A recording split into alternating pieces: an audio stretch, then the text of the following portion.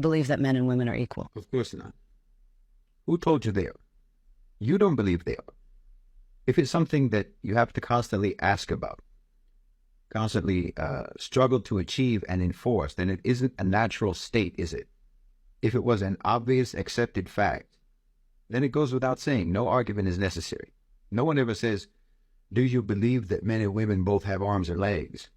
No one ever says, do you believe that both men and women breathe oxygen? But you ask, are they equal? Or do I think that they're equal? Do I believe that they're equal? Well, if you believe that they're equal, and you believe that their equality was a natural, undeniable reality, then you would be insulting my intelligence to ask that question. Just as you would be insulting my intelligence if you ask me, Shaheed, do you believe that both men and women have arms or legs and breathe air? But you're not actually asking me if men and women are equal. You're asking if I believe that they're equal, which means that you're asking me if I believe in your concept of equality. Well, I don't. It's an incoherent concept. Of course I don't believe that. Men and women are not equal. Men and men are not equal. Women and women are not equal. Individuals are not equal. How can collections of individuals be equal with collections of other individuals? That's illogical. It doesn't make any sense. Are you equal with your boss? If so, then why is he or she your boss instead of you? I'm not equal to another man who's stronger than me, who's smarter than me.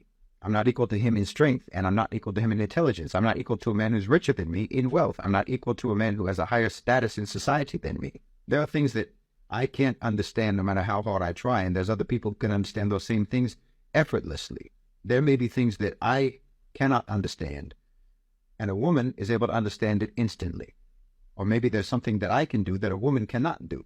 So how are you going to extrapolate from those examples or those scenarios that therefore, because Shaheed can do something that a woman can't, or a woman can do something that Shaheed can't, therefore that means that this gender is superior to that gender, or vice versa. Now, you created a concept that is inconsistent, does not align with human reality or human complexity. And you invented that concept because your culture has historically been abominable towards women. The West has never known what to do about women. You went back and forth for centuries trying to decide if women were goddesses or witches, tools of the devil, the cause of original sin. You used to wonder whether or not women even had souls. There's never been any people on the face of the earth so confused and twisted up about women as the West. And then you came up with this so-called solution, which was to create this even more confused concept of equality. And then you'll accuse the Muslim world, and in fact, the entire non-Western world, of being misogynistic and patriarchal, which is what you are. You would accuse the rest of the world for that, because the rest of the world never talked about equality the way that you do. But the reason we didn't talk about equality was because we were never as confused as you are, and have always historically been, about being humans.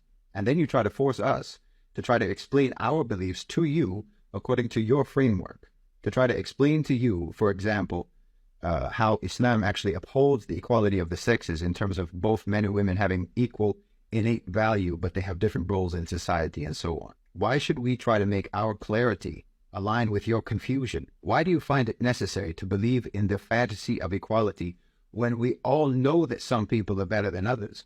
We all know that some people are smarter than others. We all know that some people are more capable than others. And if that's the case, and it is the case, then subhanAllah, I hope that we're not all born equal, because that would be a severe indictment against anyone and everyone who fails in their life to become an astronaut, or to become a brain surgeon, or to become a brilliant writer or an artist. If we're all born equal, then how do you explain the infinite disparities between people's capacities? But then you're going to say that all women are equal with all men, when all men aren't equal with all men, and all women aren't equal with all women. This is incoherent. What does it even mean?